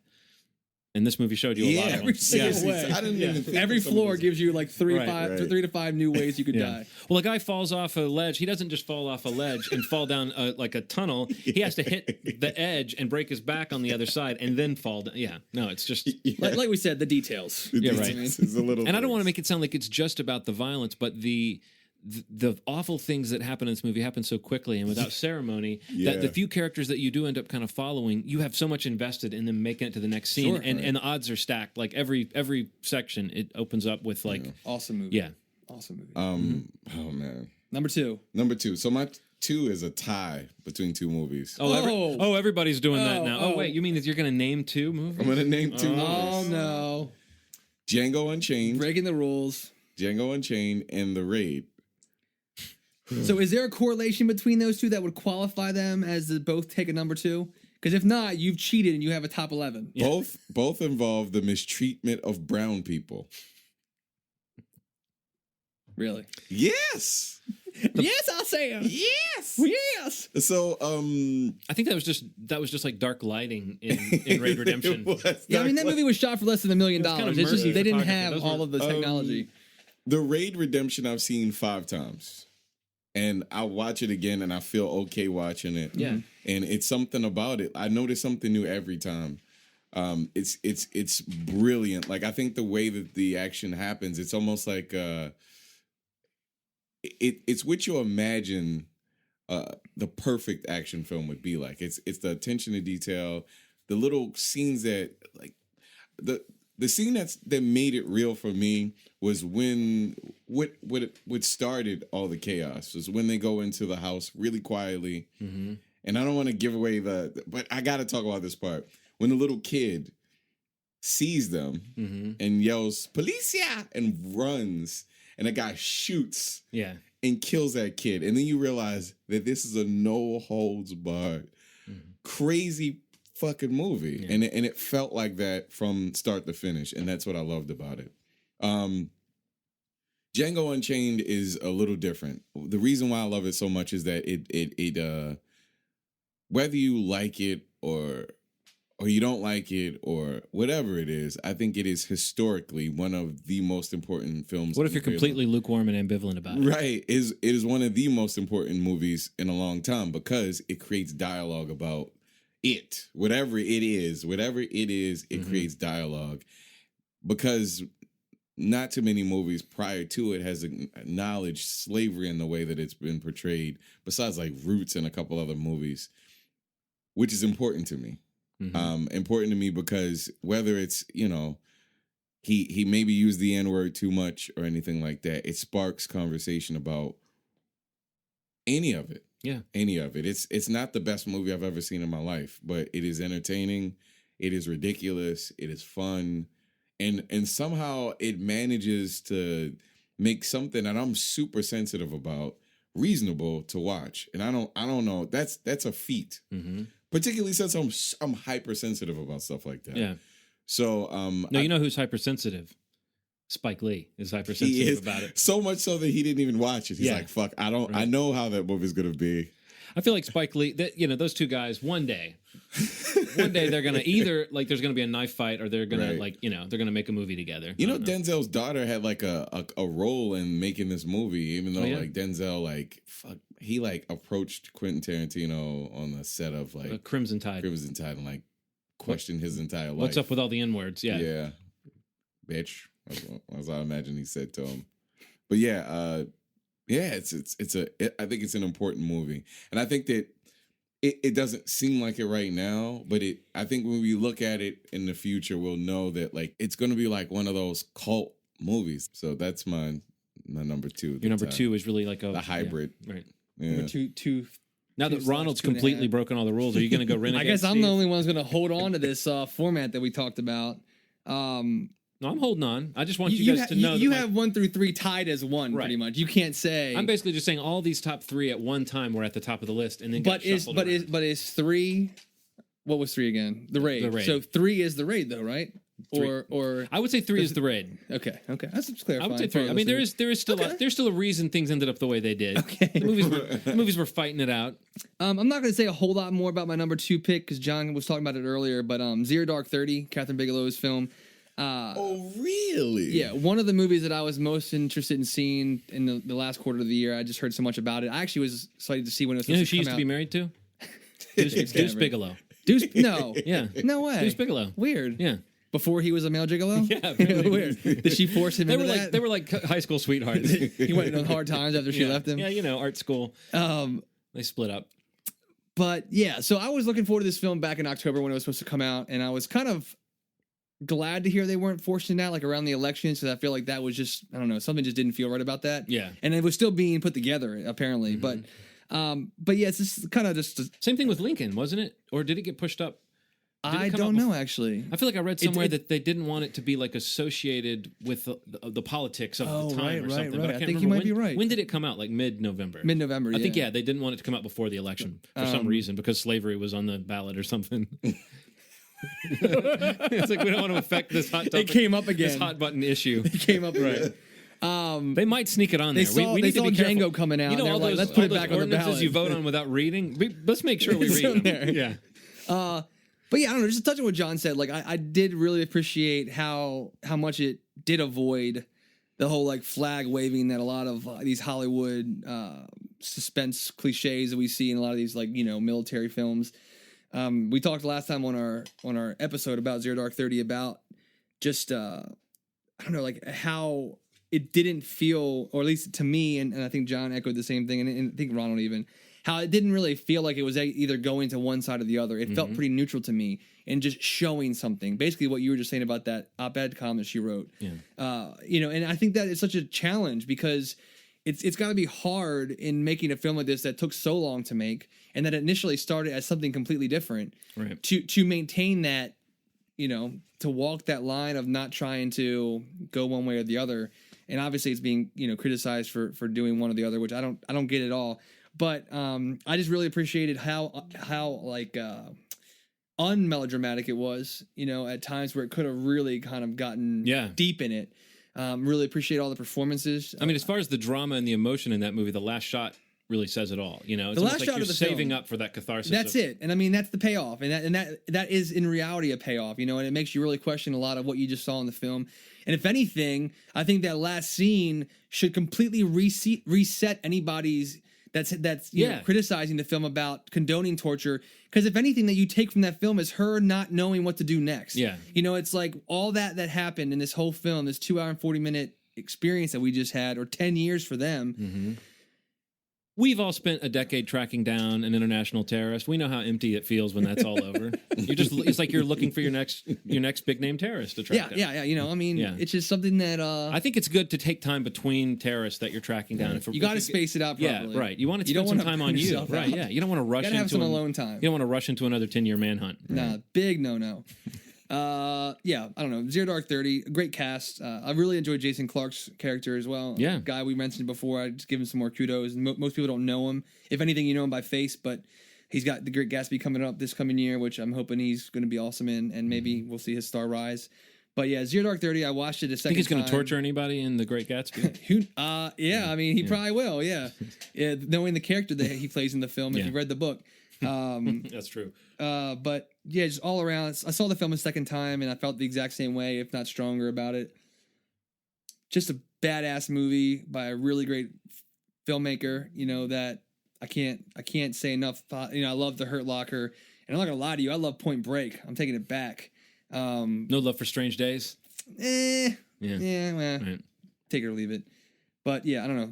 Zero Dark 30, just a great film, and Zero Dark 30, loved it. All right. My number 2 is a film.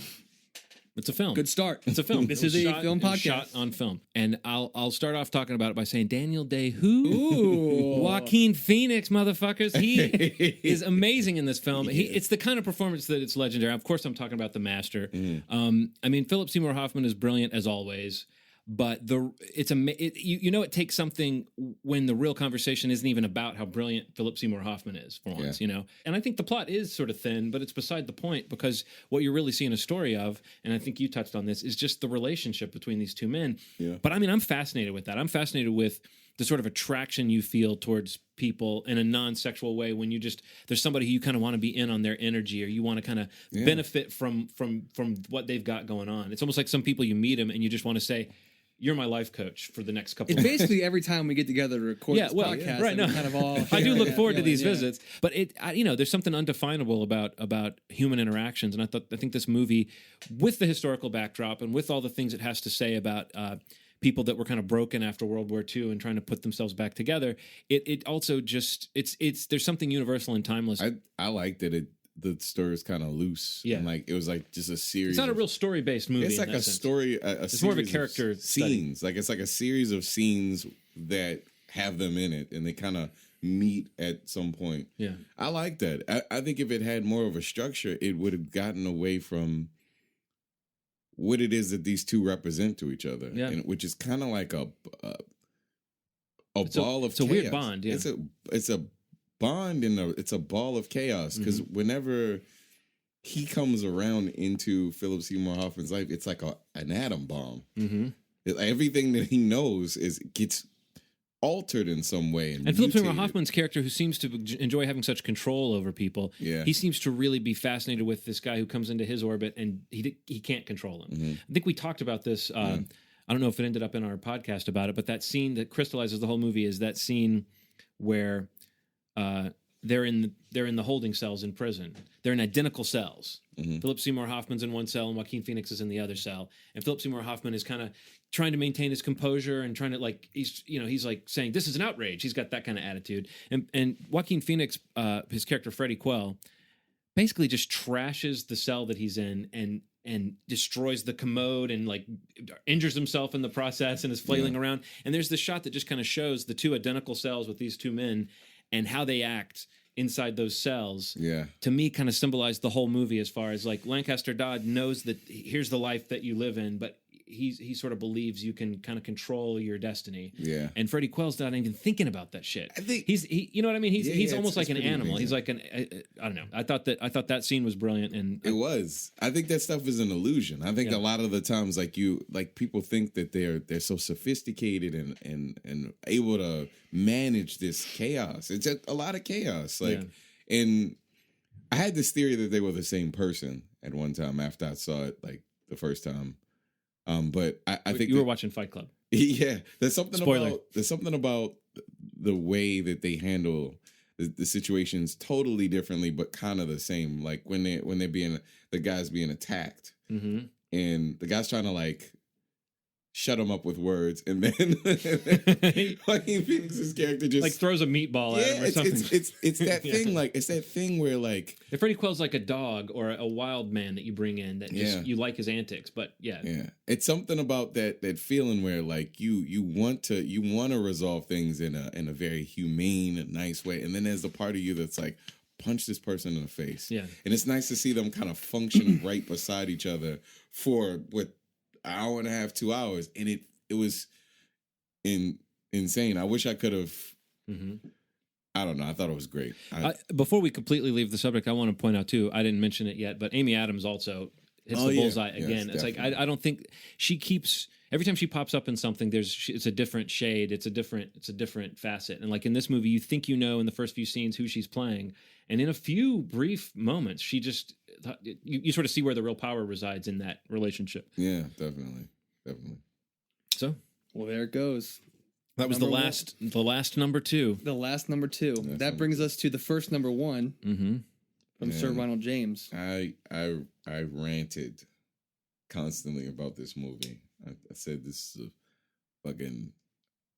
Did it touch your African American heart? It touched my African American. You talking about a movie that I cried. By the way, I'm not a weird racist creep. Ronald actually said that in a previous podcast. I cried a lot during this movie, man. Like I cried because it reminded me of a lot of stuff, man. Yeah. And just seeing people in a state of despair like that, and just kind of making the best of it, and seeing a girl kind of come out of this, a woman when she doesn't really. She can't be a woman. Why should she have to be a woman? You know? Yeah, why should she have to be? So it's rough. Beast of the Southern Wild is. Well, she's not a girl, but not yet a woman. Right. And seeing cue the song. Yeah, that it took extreme measures for her to start having real dialogue with the person that she loves, that raised her, is just Beast of the Southern Wild. I cried maybe 5 times during the movie. The sniffling. It felt, I thought her relationship with the dad in particular, I thought was like, I don't know if that guy was an actor or just someone they found. He's just somebody they found. He was great. Did you hear about how they found him? Mm-mm. He was washed up on a shore. He was just functioning in that area, and they needed a dad. And like as they were like doing the casting, he was in the area at the donut shop. Mm-hmm. Like he had a donut shop, and they were like, "Hey." He's like, "Hey, you filming something? I'd like to be a part of it." And they just he used to give the cast donuts and stuff to people that they had casted, because they were doing like the initial costume stuff and pre-production stuff. And once he found time to be like in the audition, he kind of blew it out of the water, and they were like, "We have to hire this guy." He owned a donut shop in the area. He was great. I thought the way that no prior, they tap into something so crazy about parenthood in general, and I would say fatherhood specifically. The way that at times, I mean, of course, there's conditions in this movie that are depicted that are terrible living conditions. Yeah. So let's not pretend that we can all necessarily, at least not our present situations. None of us can identify with that. I can't relate. But the way that the dad was at times like this brute and this violent kind of asshole, but you keep getting clued into how he hasn't ever really forgotten what's best for her. I mean, he's gone off on a limb. The movie does not try to make him into this hero, but maybe as a parent, you don't get to be the hero. You're the bad guy and the hero. You know. Yeah. I thought that was really interesting the way they walked that line, and I found that as both a father and a son, that it was very relatable. The way that there were scenes where you sort of feared him and you were kind of angry with him, but then there was no question that he cared. And as the movie goes along, it becomes a lot about kind of her attachment to him, kind of representing her attachment to a way of life that may not be the best for her. I just thought that her character was really interesting, and the choices she had. And the kind of semi-magical aspect to some parts of the adventure. I just thought it was a very unique movie. Yeah. Nothing else like it. Great film. I had a note here. I didn't talk about it because it was at the bottom of mine, but there was a quote in the movie that Hush Puppy says that I wrote down. It said that everybody loses the thing that made them. It's even how it's supposed to be in nature. The brave men stay and watch it happen. They don't run. Mm-hmm. That line in the movie just destroyed me. Yeah. And I couldn't handle how fucking poetic that little girl was. I think I wrote down 6 lines or something. I have a couple more of them here, and it's just like... Are they more than 6? Because if not, I win. No, you definitely beat me, dude. Fuck, dude, you're always winning. That's all John Walker does is win. But what I do is I try to set narrow terms, a simple game that only I know the rules, and then I swoop in and I win. They beat the shit out of everybody. I'm gone before anyone notices. Oh, yeah. Great pick, Ronald. Amazing film, and I hope it walks away with some more acknowledgement at the Academy Awards. It's a movie like this deserves the acknowledgement, and I can't wait to see if it gets it. John alluded to a little earlier, my number 1 movie of 2012, movie I've watched probably 3 times now, is Silver Linings Playbook. I respect that. You respect that. I respect that, man. Yeah, thanks, bro. Respect that. I was fortunate enough to see an early screening of the movie, and I'll be honest with you, I had like no expectations going into it. I knew who was in it. I know who made it. I knew that it was like a rom-com, and that's all I knew. Yeah, it looked like a real mainstream step for David O. Russell. Yeah, I'm like, and I had heard some decent things about it. Like, what? This doesn't make sense to me. Like, where is it getting the acknowledgement? But then I saw it, and I was like fucking wrong. And I was just blown away by, like John mentioned earlier, the entire cast performances. We have a film that I think for the first time in like 20-some years at the Academy Awards has been nominated for all the major categories, all 4 major acting categories. Screenplay, director, and best film, which is insane. And I think What do you think the chances are of any of those actors, especially? I think Jennifer Lawrence has a good shot. Do you see a sweep for this movie? No, I mean, do you see it? not at all. Not at all. Can't beat Lincoln. Can't beat. I don't think in the directing category or probably even film. I think its best shot of anything is maybe Jennifer Lawrence, and I don't know, wild shot maybe De Niro. I don't know. Depends how much of the voters love him. He is great. He's actually acting in He does the best he's done in a long time, in my opinion. He wasn't phoning it in, which is really... And like John said, like you almost at a point you're like realizing maybe he is the fucking craziest person in this movie, the shit that he's talking about. Yeah. But I don't know, just a really great film. It's got just the right tone, like for a romantic comedy that kind of has that charm that everyone wants out of a movie like that, but not all of the super sweet crap, like it's like if it was Sweet and Low or Sugar, this is like the Stevia plant or something like that. It's like genuine and real. You know what I mean? It's just like there's a lot of really messed up people in this film, and where they find closure and growth is in the conversations that they have with one another or the silence that they have between one another. And Jennifer Lawrence, the robot face. Jennifer Lawrence and Bradley Cooper. I don't know, man. They just have such a eccentric personality in the film. They both, in different ways.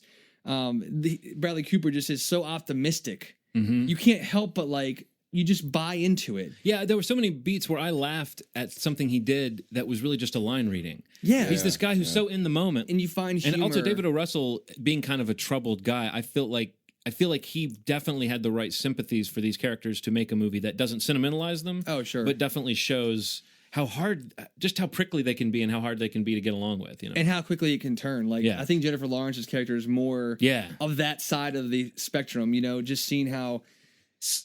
I wouldn't say sweet, just like how positive she gets at a moment, but then as soon as it turns, like how quickly she bites, what I mean? And I think it kind of throws Bradley Cooper off guard. I think that's kind of what I mentioned before. Like you're almost with her, and then she turns so hard that you're like, no. He's a good guy. He's trying to be nice to you. Yeah, Come on, back off for a second. Yeah. And you didn't see what he did to that guy that his wife was sleeping with. He's actually been pretty nice to you. Yeah, right. Yeah. But yeah, I don't know. I definitely am a sucker for rom-coms, and definitely one of the better ones I've seen in a long time. That isn't just the generic like big studio shit that, like you said, whoever's in there, Matthew McConaughey, whatever, Kate Hudson, all these, Owen Wilson, any take any of them, and some of them are funny, but I mean, there's so much more to this movie than just funny, and you are so committed to the characters. Even if the ending of the film goes a little more conventional and how it kind of wraps up, it didn't bother me at all. Right, it's like it earned it. It did. That's exactly it, John. Yeah. It goes through so much trouble to get to what we all want, and you see the travel that these characters have gone on together, and you're okay with it because you want it, just like they want it. Yeah, you want it for them, just like his father. You're like, if I don't see them kiss, I'm gonna be sad. I'm fucking pissed. Yeah. Fuck the silver linings, okay? Yeah, right. But yeah, I mean, like the scene with Robert De Niro and Bradley Cooper after the dance competition. That scene just kind of sums up like these moments that happen in your life where you cannot let them pass by. Yeah. Even after so many bad things have happened, you think you're so fucked up, you think you have so many problems, you think you know what's going to happen in your life if you do X, Y, and Z. Right. Well, this is what's happening, and you need to not let this pass by. Yeah. And that, I mean, hearing that, it makes me realize, like, shit, I need to find the silver linings. Yeah. Excelsior, motherfucker. I need to go dance with my wife. Let's go dancing. That was pretty cool. Like, I think that was... I think that was an interesting thing. Like, I guess the conclusion that he came to at the end of the movie was a result of them pounding these weird facts into each other's heads at weird times. It was like tough love and hearing them talk to each other and say these weird things to each other. Well, they've got each other's number pretty much from the moment they meet, but then you see that they don't really. They still have to kind of learn how to treat each other. They're feeling one another out. Like, where's that line that I can't cross? Where, I mean, you're talking about, bipolar disorder, depression. These are heavy subjects, but there is a light. Or, you'd hope that there is a light for these people, in life, in real life, not just this movie, but this movie shows. That to believe in that, I think, and that it's like it can happen, and sometimes you find them in the most unlikely place that you'd ever imagine. I think it's for weird either of the and broken. characters. Like, love is weird and broken, and like it has flaws to it. Like everybody isn't so nice, and well, you could be shitty and to plus people. too, if the movie ends on kind of an up note, you still sort of feel like tomorrow is going to be just as difficult as today was for these characters. Yeah. But maybe they've found some. They found a way to get through it. Yeah, and it's going to be with one another, hopefully. And it's like you find the lovability, but beneath like the surface that looks really rough. Yeah, there's calm beneath these waves. And it's like let's find that together. Just a fucking great movie. Yeah, and definitely my number one movie of the year, Silver Linings Playbook. All right, well, it's down to me. There it is. And my number one is controversial. Oh God, it's scandalous. Oh, no, it's a movie that I was surprised to find myself continually putting up when I was doing the final kind of number crunching here. I was surprised to see it keep ending up at the top of the list. I'll start off by comparing it to a moment in another film. There's a moment towards the end of Toy Story 3 where all of our beloved characters they've gone through they've basically like they've saved the day, they've sort of beaten the bad guy, they haven't, but if we've seen Toy Story 3, right? You know the moment where they're in the incinerator. Yes. There's a moment where all of our beloved characters are where they're about to be burned up. Where they're all and they know Toy it Story 3. and they've accepted it and they've grasped hands. They've grasped hands. They're holding hands and they just kind of silently looking at each other as though we accept death. We know death is coming. This is death. Nothing can save us from death. Here comes death. Bring it on death. We're dead. Oh wait, no, they get saved. Well, take away the saving and imagine a whole movie that occupies those 3 or 4 minutes or those brief seconds where characters know they're going to die and they can't see any way out. You did not. Let's start with a plane that crashes in the Alaskan wilderness. Yes. Let's continue. These guys, most of them have not survived. Most of them have not survived. Oh my God. Most of them have not survived the plane crash. Oh, John, I want to hug you right now. But a few of them did. And this ragtag bunch of characters have to then deal with wolves, carnivorous wolves that are tracking them. I'm chasing them smiling down so hard right now. This is not just a movie about people who die, Ronald. This is a movie about exactly what is terrifying and sad about dying and how alone you are in your death. I think if you get to a movie where they have a character that is actually shouting at the sky, whether it's God or the sky, and you're shouting with him, you've been on a journey. I found it so intense. Of course, I haven't said the name, but I'm talking about The Gray. Yeah, John. Joe Carnahan. Liam Neeson is fantastic. So happy. I think that people underrate him now because he did release The Kraken and he did Taken and he did Taken 2, and people would see this and think, oh, it's him in action movie mode. But no, this is wounded, open-hearted despair. I mean, there are moments in this movie that are so emotionally raw. This movie is basically a nightmare. It goes from bad to worse to Absolutely. worse. You're not even hoping anybody's going to get out alive. It plays like a horror film, an adventure film. I was a fan of Carnahan's with Narc, and I was sort of off the train. And this movie we touched on it earlier. I felt like this when I saw Narc and loved it. This was the type of movie I pictured him making next, and I hope he makes 100 more. Would you believe that I was betting that it would make your top 3? Really? Oh, absolutely. No, I can when see I that. talked about it last time, I was telling you had to see it before we did this episode. You saw me going like, this sounds like it might I be did. good. I saw like the little light bulb go off, like, oh, really? Great, huh? And when you sent me earlier in the week, you're like, this is a fucking horror movie. Yeah. I'm like, okay, this is affecting him the same way it affected me, and I'm super happy that you loved it. There's a scene where Liam Neeson says to somebody, talking tough don't mean shit out here.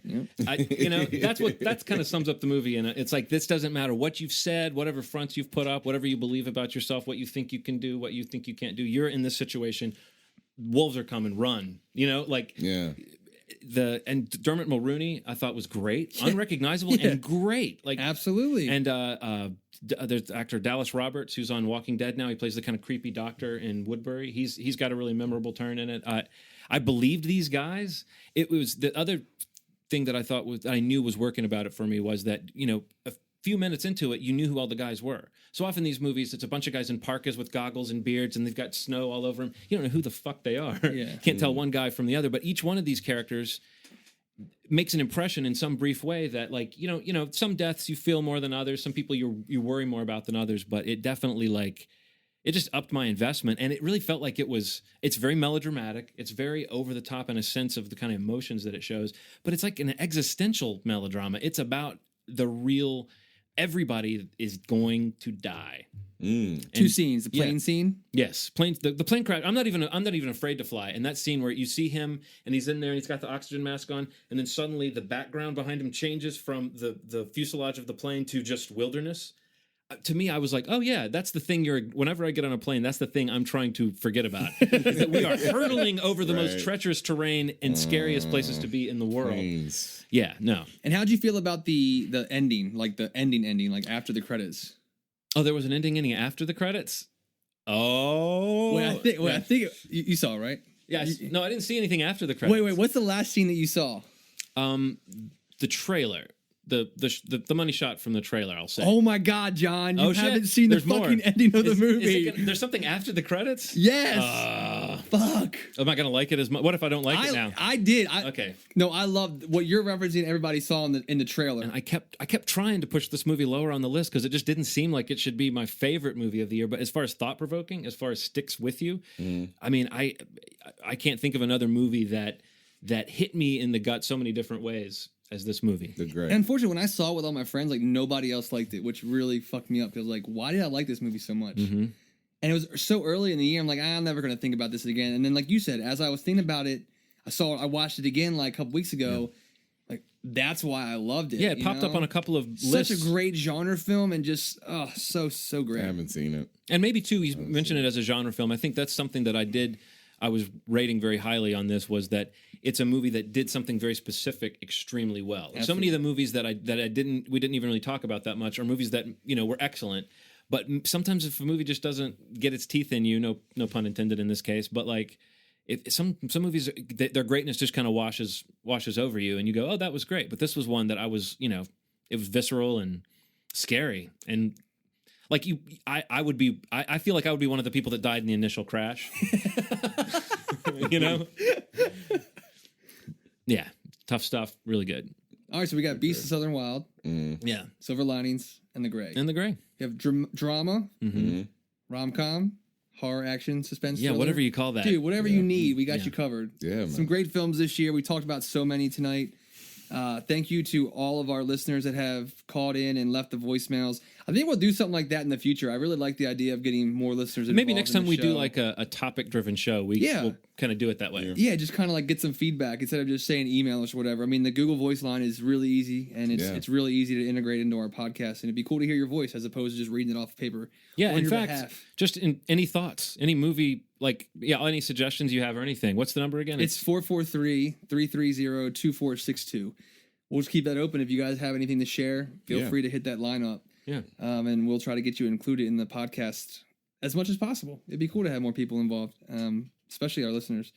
And a special thank you goes out to our listener in England. I think that's fucking incredible. Yes. Yeah. I got an email from him this morning, from John, and I said, hey, man, we got this thing going where you can call in. It's awesome that you listen to us. Try to get a hold of the voicemail before our cutoff, before we do the episode. And he made it happen. That's awesome. It's awesome, dude. We are literally, somebody actually took time to listen to us over there. That's very nice. Thanks. And you were, he's not like a friend of a friend or somebody's cousin or something? Nobody knows him. I think maybe nobody knows him over there too. I don't know. You hear that? You're our foot in the door in Europe. Yeah. So make it happen, John. Yeah, just do what you can. Tell people, John. But yeah, thank you guys so much for sending in all your picks. So many great movies. This was a really hard year to make a list. I know Ronald is very stressed out. He's drenched in sweat right now. Thankfully, he brought a change of clothes. Damp. But not a change of shorts, unfortunately. Yeah. But yeah, just a great year for film. I can't wait to see the Academy Awards. I'm a sucker for the awards. Not I know you're not so much, John, but I'm a sucker. I like seeing the acknowledgement, especially for films like Beasts. I'd love to see that acknowledged in some way. No, there's a few people nominated that I would be excited to see win. So in that case, I'm always, like I said, I'm always, always going to at least try to tune in, even though sometimes the 4-hour broadcast or whatever is a little. What does everybody think of Seth MacFarlane as host? I'm anxious to see it. I mean, I wouldn't say I'm a huge fan of his. Like, I'm not a huge. Nobody mentioned Ted tonight. Oh no, I read last night that Seth's a turd, that Mark Wahlberg is presenting with Ted. Oh, with Ted, with the bear. Really? So yeah. But yeah. So on a brighter note, thank you guys again so much. Movieschmovie.net. You can hit us up on the Facebook page, movieschmovie@gmail.com. Now you know the Google Voice line. 443-330-2462. Look at John. Wow. I only have to hear a number 3 or 4 times and then I remember it. I have to hear I just forgot it. 50, 60 oh, shit. times. Yeah, I can't. Yeah, Ronald doesn't remember shit. I don't remember shit. He doesn't know where he is right now. I'm a blank slate, sir. But be sure to check out the next episode. We're hitting another 0 on the next one, number 60. Damn it, man. We're moving up. If we're going to hold to our promise to get Keith David on the podcast for episode 100, we need to really need to get our ass in So gear. if anybody knows Keith David, we can do it. Maybe he has some ties to England. Yeah, I was about to say maybe he's got people in England that, let's get this going. We gotta make this work. Okay. Thank you guys so much. I know it's the 8th time I said that, but it's a blast recording these podcasts with Ronald and John, and we want to keep doing it. So it's kind of part of the equation is you guys listening and participating like you did with this episode. So it's amazing. Thank you so much. And thank you to 2012 for some really fucking great movies. Yeah. And until next time, I'm Steve, Ronald, John. Yep. And as always, you've made our day. You have. That part's true. Some may even say you made our year. Yeah. Yeah. Yeah. This whole year. Thanks.